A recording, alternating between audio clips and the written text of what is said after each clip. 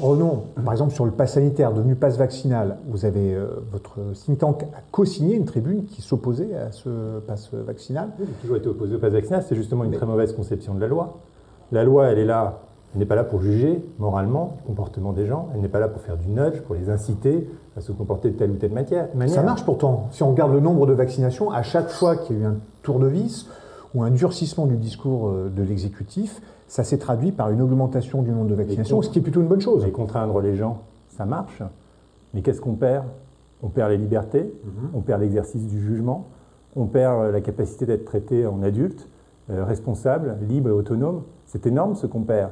Et on génère aussi un ressentiment qui se traduira dans les urnes, parce que quand on contraint les gens à aller se faire vacciner, eh bien, on les marque à vie avec quelque chose qui va les générer une frustration vis-à-vis du pouvoir central.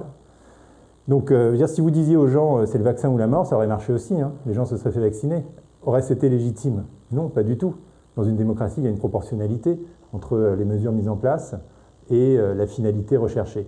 Et en l'occurrence, je redis qu'une loi rendant la vaccination obligatoire m'aurait moins choqué que tous ces passes hyper intrusifs où on dit aux gens, légalement, vous avez le droit de ne pas vous faire vacciner, mais en fait, on va vous considérer comme un sous-citoyen.